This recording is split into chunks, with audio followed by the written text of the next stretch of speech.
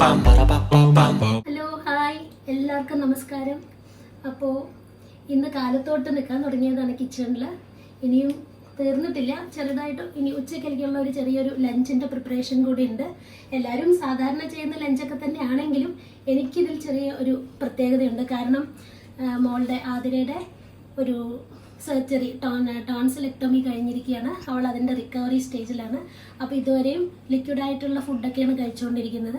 അപ്പോൾ ഇന്ന് ചെറുതായിട്ടൊന്ന് സെമി സോളിഡ് ഒന്ന് ട്രൈ ചെയ്യാവോ എന്ന് അവൾക്കൊരു തോന്നൽ. കൂടാതെ എനിക്കും ഏകദേശം 10 ദിവസത്തോളമായി.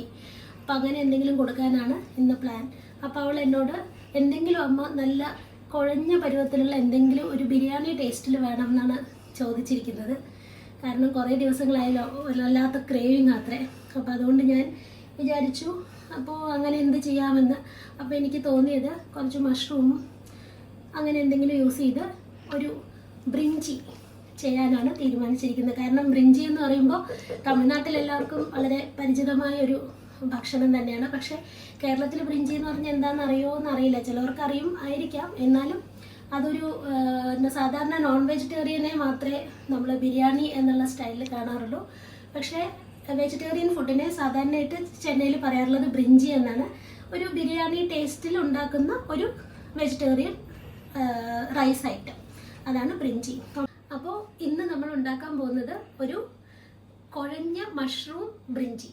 അപ്പോൾ നമുക്കിനി ഇൻഗ്രീഡിയൻസ് ഒക്കെ ഒന്ന് കാണാം. അപ്പോൾ ഇതിലേക്ക് വേണ്ട ഇൻഗ്രീഡിയൻസ് ആയിട്ട് നമ്മൾ മസാല വളരെ കുറച്ച് മസാലയെ നമ്മൾ ഇതിൽ യൂസ് ചെയ്യുന്നുള്ളൂ എന്നുള്ളത് കൊണ്ട് തന്നെ വളരെ ചെറിയ അളവിലുള്ള മസാല മാത്രമാണ് എടുത്തിരിക്കുന്നത്. പിന്നെ വേറൊരു പ്രത്യേകത, ഒട്ടും തന്നെ ഇതിലേക്ക് എരിവ് ഉപയോഗിക്കുന്നില്ല. പച്ചമുളകോ കുരുമുളകോ അല്ലെങ്കിൽ മുളക് പൊടിയോ ഒരു തരത്തിലും എരിവ് തീരെ ഉപയോഗിക്കുന്നില്ല. കാരണം ഞാൻ പറഞ്ഞല്ലോ, ഒരു സർജറി കഴിഞ്ഞ് ആ ഒരു സ്റ്റേജിലുള്ളത് കൊണ്ട് അവൾക്ക് തീരെ അത് ബുദ്ധിമുട്ടാണ്. അത് പല ഇറിറ്റേഷൻസും ഉണ്ടാക്കും. അതുകൊണ്ട് തീരെ എരിവില്ലാതെയാണ് ഈ ഒരു ഐറ്റം ഞാൻ ചെയ്യുന്നത്. അപ്പോൾ നമുക്ക് കാണാം, ബേ ലീഫ്, ഒരേ ഒരു ബേ ലീഫ്, 2 ഏലക്ക, ഗ്രാമ്പു, കുറച്ച് പട്ട, പിന്നെ ഇഞ്ചി വെളുത്തുള്ളി പേസ്റ്റ്, അതൊരു 6 7 വെളുത്തുള്ളി, പിന്നെ ഒരു 2 ചെറിയ കഷ്ണം ഇഞ്ചിയും കൂടെ അരച്ച് വെച്ച പേസ്റ്റാണ്.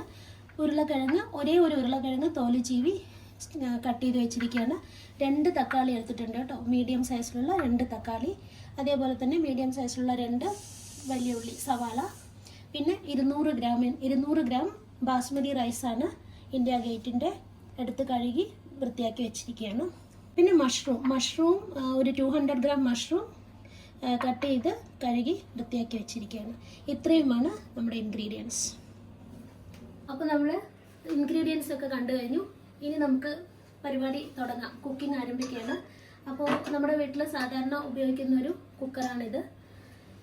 ഇതിലാണ് സാധാരണയായിട്ട് ഞങ്ങൾക്ക് ആവശ്യമുള്ള എന്തും, അതായത് ഈ ബ്രിഞ്ചി ബിരിയാണി സ്റ്റൈലിലുള്ള ചെയ്യുന്ന ഒരു കുക്കറാണ്. ആ കുക്കർ ഇത് അടുപ്പിലേക്ക് വെക്കുന്നു. എന്നിട്ട് അടുപ്പ് കത്തിക്കുന്നു. ഇനി നമുക്ക് എണ്ണ ഒഴിച്ചു കൊടുക്കാം. നമ്മുടെ വെളിച്ചെണ്ണ, ഞങ്ങൾ ഉപയോഗിക്കുന്നത് വെളിച്ചെണ്ണയാണ്. വെളിച്ചെണ്ണ ആവശ്യത്തിന്, കൂടുതൽ ഒഴിക്കുന്നില്ല, ആവശ്യത്തിന് ഒഴിച്ചു കൊടുത്തു. അതിനുള്ള വെളിച്ചെണ്ണ മാത്രമേ ഒഴിച്ചിട്ടുള്ളൂ, കൂടുതൽ ഒഴിച്ചിട്ടില്ല. അപ്പോൾ വെളിച്ചെണ്ണ ചൂടായി തുടങ്ങി. നമുക്ക് പട്ട, ഗ്രാമ്പൂ, ഏലക്ക ഒന്നൊന്നായിട്ട് എണ്ണയിലേക്ക് ഇടാം. പിന്നെ ഈ ബേ ലീഫ് ഒന്ന് പൊട്ടിച്ചിടുന്നുണ്ട്. എന്നതിന് ശേഷം നമുക്ക് ഉള്ളി ഇതിലേക്കിടാം, സവാള ഇടാം. നമ്മൾ അങ്ങനെ ഉള്ളി ഇതിലേക്ക് ഇടുകയാണ്. ഉള്ളി ഇട്ടിട്ട് നല്ല പോലെ വഴറ്റണം. ഉള്ളി മാത്രം കുറച്ച് നല്ല ചുവന്ന കളറാകുന്നത് വരെ വഴറ്റിക്കൊണ്ടിരിക്കണം. അപ്പോൾ നമ്മുടെ ഉള്ളി നല്ലപോലെ മൂത്ത് നല്ലൊരു കളറൊക്കെ മാറി ഒരു ചുവന്ന നിറത്തിലേക്ക് വരാൻ തുടങ്ങി. ഇത്രയും മതി. ഇനി അടുത്തതായിട്ട് ചേർക്കാൻ പോകുന്നത് തക്കാളിയാണ്. 2 തക്കാളി ഇതിലേക്ക് ആഡ് ചെയ്യാം. ഇനി തക്കാളി നല്ലപോലെ വഴണ്ട് വരട്ടെ. കുറച്ച് നന്നായിട്ട് വെന്തുടഞ്ഞ് ആ ഉള്ളിയും തക്കാളിയും കൂടെ ചേർന്ന് ഒരു നല്ലൊരു ഗ്രേവി വരട്ടെ. അതിനുശേഷം അടുത്ത ഇൻഗ്രീഡിയൻറ്റ് ചേർക്കാം. നമുക്ക് ഒരു ഹെൽത്തി കുക്കിങ്ങിൻ്റെ ഭാഗമായിട്ട് ഇതൊന്ന് അടച്ച് വെച്ച് കുറച്ച് നേരം വേവിക്കാം. അപ്പോൾ ഈ ഒരു സ്റ്റേജിൽ കുറച്ച് നല്ല കുഴഞ്ഞ ഒരു പരുവത്തിലേക്ക് വന്നുകൊണ്ടിരിക്കുകയാണ്. ഈ ഒരു സ്റ്റേജിൽ നമുക്ക് കുറച്ച് മഞ്ഞൾപ്പൊടി ആഡ് ചെയ്യാം. ഈ മഞ്ഞൾപ്പൊടി ആഡ് ചെയ്യുന്നത് ഇതൊരു മെഡിസിനൽ വാല്യൂ ഉള്ളതുകൊണ്ട് മാത്രമാണ്. കാരണം ഇത് നല്ലൊരു ആൻറ്റി ഓക്സിഡൻ്റ് ആണല്ലോ. ഇനി ഒരു കാര്യം ആക്ച്വലി ഞാൻ വേണ്ടാന്ന് വിചാരിച്ചതായിരുന്നു. പിന്നെ ആലോചിച്ചപ്പോൾ ബ്രിഞ്ചി റൈസിനൊരു സ്പെഷ്യൽ മണം കൊടുക്കുന്നത് തന്നെ പുതിന ഇലയാണ്, അതായത് മിന്റ് ലീവ്സ്. കുറച്ച് പഴയതാണ്, വീട്ടിലുണ്ടായിരുന്ന കുറച്ച് ദിവസം പഴകിയ പുതിന ഇലയാണ്. അപ്പോൾ അതുകൂടെ നമ്മൾ ഈ ഒരു സ്റ്റേജിൽ ചേർത്ത് കൊടുക്കുകയാണ്. ഒന്ന് നല്ലപോലെ വഴണ്ട് വന്നിട്ടുണ്ട്. ഇനി നമുക്ക് കുറച്ച് ഇഞ്ചി വെളുത്തുള്ളി പേസ്റ്റ് ഈ സമയത്ത് ആഡ് ചെയ്ത് കൊടുക്കാം. ഏകദേശം 2 സ്പൂണാണ് ഞാൻ ഇഞ്ചി വെളുത്തുള്ളി പേസ്റ്റ് ഇവിടെ ചേർത്തിരിക്കുന്നത്. ഏകദേശം ഇഞ്ചി വെളുത്തുള്ളി പേസ്റ്റ് എല്ലാം നല്ലപോലെ മൂത്ത് സ്മെല്ല് മാറി തുടങ്ങി. ഇനി നമുക്ക് പൊട്ടാറ്റോ ആഡ് ചെയ്യാം. ഒന്ന് വഴറ്റിയെടുക്കാം. ഇനി അടുത്തത് നമ്മുടെ മെയിൻ ഇൻഗ്രീഡിയൻ്റ് ആയ മഷ്റൂം. ഇത് നമുക്ക് ഇതിലേക്ക് ചേർത്ത് നല്ലപോലെ ഇളക്കി കൊടുക്കാം.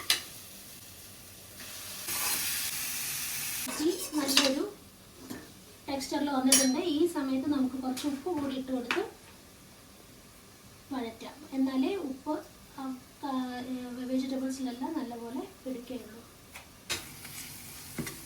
ഈ സമയത്ത് നമുക്ക് കെറ്റിലൊന്ന് ഓൺ ചെയ്തിടാം, കുറച്ച് ചൂടുവെള്ളത്തിനായിട്ട്. ചൂടുവെള്ളമാണ് ഞാൻ ഇതിലേക്ക് ഒഴിക്കാൻ പോകുന്നത്, അതുകൊണ്ട് അത് റെഡി ആവട്ടെ ആ സമയത്തിനകത്ത്. ഇനി അരിയിട്ട് നല്ലപോലെ വഴറ്റിയെടുക്കാം. കുറച്ച് നേരം ഒരു 1 മിനിറ്റ് ഒന്ന് ഈ എണ്ണയിൽ കിടന്നൊന്ന് വരട്ടെ. ഈ അരി കൂടെ ഇതിലേക്ക് ചേർത്ത് കഴിഞ്ഞപ്പോൾ നല്ല കളർഫുള്ളായിട്ടുണ്ട്. ഇനി നമുക്ക് ചൂടുവെള്ളം റെഡിയായി. ഇനി നമുക്കിത് ഇതിപ്പോൾ ഒരു 400 ml ഉണ്ട് ഇതിന്. ഇനി ഇതിലേക്ക് ഒഴിക്കാം. അതേപോലെ വീണ്ടും 1 ഗ്ലാസ് കൂടി ഒഴിക്കുകയാണ്. അരി നമ്മൾ എടുത്തിരിക്കുന്നത് 200 ആയിരുന്നു. അപ്പോൾ അതുകൊണ്ട് ഇതൊരു 800 ml വരെ വെള്ളം നമ്മളിപ്പോൾ ഇതിലേക്ക് ഒഴിക്കുന്നുണ്ട്. ഇനി നമുക്ക് ഉപ്പിടണം. ഇപ്പോൾ ഒരു 1.5 സ്പൂണ് ഉപ്പിട്ടിട്ടുണ്ട്. ചെറിയ സ്പൂണാണ്, ഉപ്പ് പാകമാണ്. ഉപ്പ് കുറച്ച് കൂടുതൽ ചേർക്കുന്നത് എപ്പോഴും ബിരിയാണിക്ക് അല്ലെങ്കിൽ ബ്രിഞ്ചി പോലുള്ള ഈ ഡിഷിന് വളരെ നല്ലതാണ്. അടച്ച് വയ്ക്കാം. അടച്ചു കഴിഞ്ഞു. ഇനി ഒരു 4 വിസിൽ വരുന്നവരെ നമുക്ക് വെയിറ്റ് ചെയ്യാം. കുറച്ച് ആവി വരും, ഇതിലെ ആവി വരുമ്പോൾ വിസിലിടാം. അതുവരെ ഒന്ന് അങ്ങനെ ഇരിക്കട്ടെ, അതിന് ശേഷം വിസിലിടാം. അപ്പോൾ നമുക്ക് ആവി വന്നു കഴിഞ്ഞു കുക്കറിൽ നിന്ന്.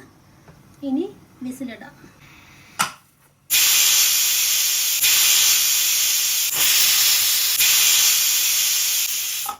ഞാൻ നേരത്തെ പറഞ്ഞത് 4 വിസിൽ അടുപ്പിക്കാമെന്നായിരുന്നു, പക്ഷേ ഇപ്പോൾ ഞാൻ 5 വിസിൽ അടുപ്പിച്ചിട്ടുണ്ട്. ഇനി നമുക്ക് ഒരു 10 മിനിറ്റ് കഴിഞ്ഞ് ഇത് ഓപ്പൺ ചെയ്യാം. അപ്പോൾ നല്ലപോലെ 10 മിനിറ്റ് ഇരുന്ന് എല്ലാം സെറ്റായി, ആവിയെല്ലാം പോയി, എല്ലാം ഫ്രീ ആയി. ഇനി നമുക്ക് കുക്കർ ഓപ്പൺ ചെയ്യാം.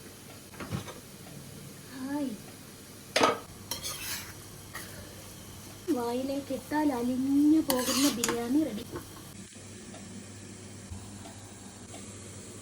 Mushroom Brinchi ready. നമുക്കൊന്ന് ടേസ്റ്റ് ചെയ്യാം.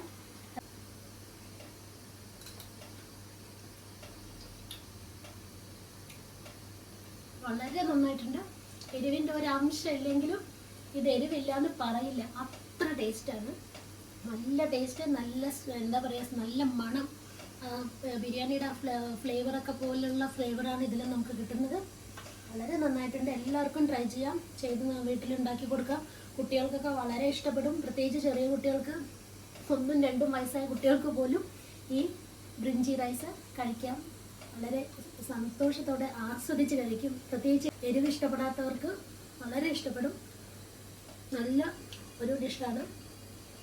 എരിവില്ല എന്നുള്ളത് ഒരു കുറവായിട്ട് തോന്നുന്നേയില്ല, അത്രയ്ക്ക് നന്നായിട്ടുണ്ട്. ഇതാണ് ഞാനിന്ന് മോൾക്ക് കൊടുക്കാൻ പോകുന്നത്. അപ്പോൾ ഇന്നത്തെ വീഡിയോ എല്ലാവർക്കും ഇഷ്ടപ്പെട്ട് കാണുമെന്ന് വിചാരിക്കുന്നു. എന്തായാലും ഇനിയൊരു വീഡിയോ ആയിട്ട് വീണ്ടും കാണാം. അതുവരേക്കും bye. Thank you for watching.